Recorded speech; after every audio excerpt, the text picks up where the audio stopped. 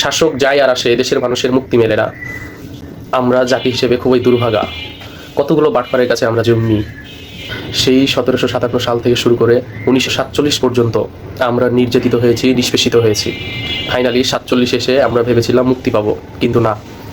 47 সাল পরবর্তী 52তে সংগ্রাম করে তারপরে আবার 1971 আমাদেরকে এসে রক্ত দিতে হলো। সে শুধু রক্তই না, মহাসংগ্রাম বেঁধে গেল। মহান এই মুক্তিযুদ্ধে আমাদের অসংখ্য মানুষ নির্যাতিত হলো, অগণিত মানুষ নিহত হলো। 71-এ রক্ত দেওয়ার পর আমাদেরকে আশা দেওয়া হয়েছিল যে এই দেশে ন্যায় বিচার প্রতিষ্ঠিত হবে, ন্যায়ের শাসন কায়েম হবে, ইনসাফ কায়েম হবে, সুশাসন প্রতিষ্ঠিত হবে, যার হানাহানি থাকবে না, আমরা একটি সুন্দর কল্যাণ রাষ্ট্র পাবো। কিন্তু না, 71 পরবর্তীতে এসেও আমাদের কিছুই জোটেনি। তারপর বাকশাল কায়েম হলো।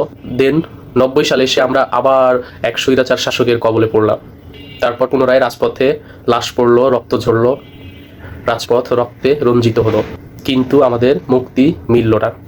এবং 90 পরবর্তীতেও আমাদেরকে সংস্কারের আশা দেখানো হয়েছিল, কিন্তু কিছুই মেলে নাই। ওই পূর্বের একই অবস্থা। পুনরায় এই দেশে শাসনভার ওই এলিটদের হাতে চলে গেল।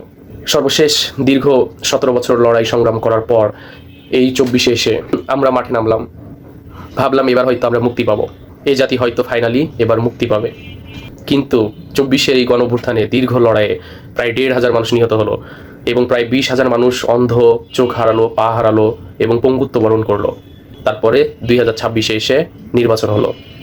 নির্বাচনের আগে তারা যেমন জনগণকে কমিটমেন্ট দিল, সংস্কারের আশা দেখালো, সেই আশা অনুযায়ী ভোটও হইল, কিন্তু সেই কমিটমেন্টের বাস্তবায়ন হলো না।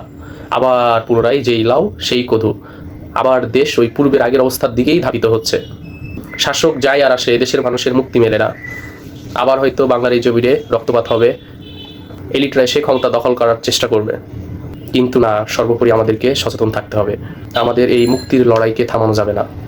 আমাদের এই লড়াই অব্যাহত রাখতে হবে। কায়েমের লক্ষ্যে এই জাতির মুক্তির লড়াই আমাদেরকে জিততে হবে।